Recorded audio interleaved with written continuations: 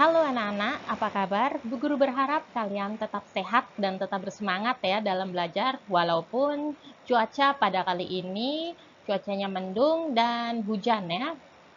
Nah, kali ini kita masih membahas materi mengenai pencemaran lingkungan, di mana pada video kali ini Bu Guru akan membahas tentang pencemaran tanah.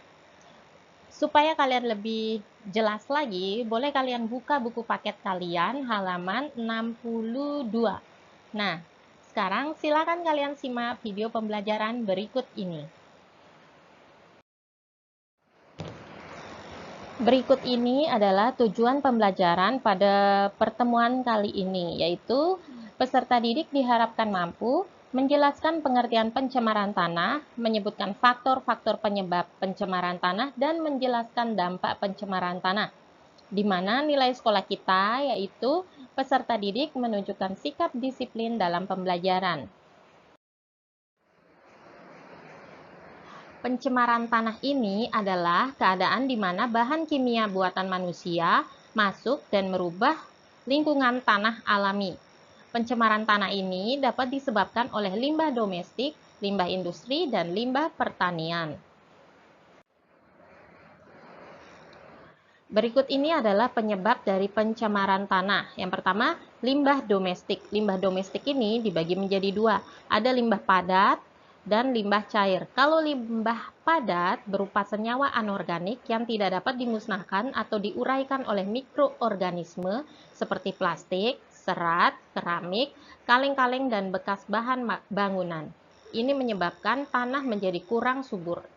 Yang berikutnya adalah limbah cair. Kalau limbah cair ini berupa tinja, deterjen, oli, cat. Nah, jika bahan-bahan ini meresap ke dalam tanah akan merusak kandungan air tanah, bahkan dapat membunuh mikroorganisme yang ada di dalam tanah. Berikutnya adalah limbah industri.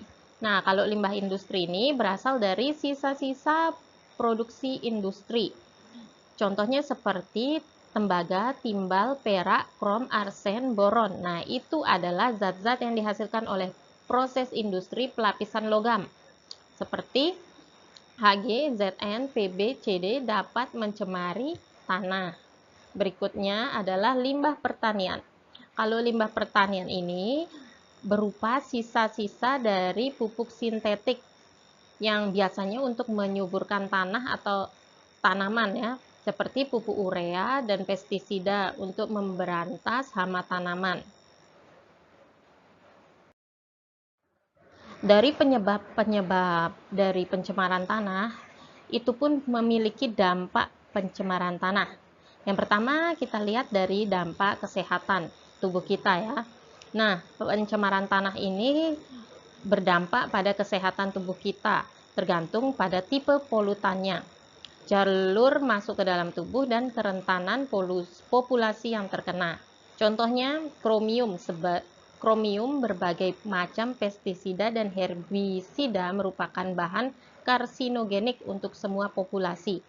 Timbal dapat menyebabkan kerusakan otak, kerusakan ginjal. Raksa dapat menyebabkan kerusakan ginjal.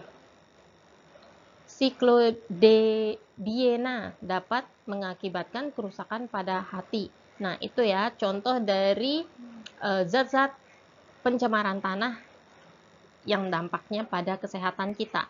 Berikutnya adalah dampak bagi lingkungan atau ekosistem. Perubahan kimiawi tanah yang radikal dapat timbul dari adanya bahan kimia beracun dan berbahaya, bahkan pada dosis yang rendah sekalipun. Perubahan ini menyebabkan perubahan metabolisme dari mikroorganisme endemik arthropoda yang hidup di lingkungan tanah tersebut. Akibat dari perubahan ini dapat memusnahkan beberapa spesies primer dari rantai makanan dan dapat memberi akibat yang besar terhadap predator atau tingkatan lain dari rantai makanan tersebut. Nah, itu adalah beberapa dampak dari pencemaran tanah. Limbah yang menjadi sumber pencemaran tanah sangat beragam bentuknya, sehingga banyak alternatif yang dapat ditempuh untuk mengatasinya. Berikut ini adalah cara penanggulangan dari pencemaran tanah. Yang pertama, itu adalah limbah domestik yang dapat diatasi dengan 3R. Recycle, reduce, dan reuse. Recycle itu seperti plastik dan botol yang kita dapat daur ulang, misalnya kita jadikan hiasan, kayak gitu. Kalau reduce, itu adalah mengurangi penggunaan bahan anorganik. Misalnya kalian minum biasa menggunakan botol plastik itu ya yang biasa dijual-jual. Nah, kalian bisa mengurangi sampah itu dengan cara menggunakan botol yang bisa diisi ulang seperti tumbler kayak gitu ya. Kemudian reuse. Reuse itu adalah contohnya tas plastik atau kaleng bekas yang dapat kalian gunakan kembali. Berikutnya adalah mengurangi penggunaan pestisida dan pupuk sintesis. Pestisida bisa kalian ganti dengan mencari predator alami dari hama tersebut ya. Kemudian kalau pupuk sintetis bisa kalian gunakan pupuk alami seperti pupuk kompos atau pupuk dari hewan ya. Kemudian remediasi. Remediasi ini adalah kegiatan untuk membersihkan permukaan tanah yang tercemar. Berikutnya bioremediasi.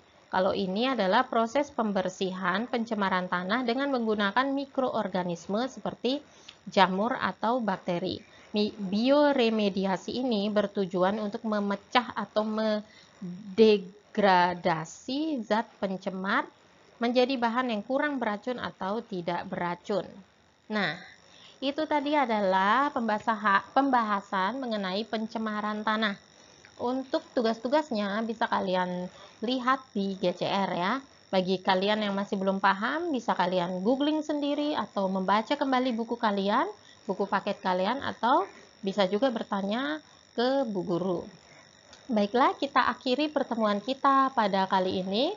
Tetap sehat, tetap bersemangat dalam belajar. Sampai jumpa lagi.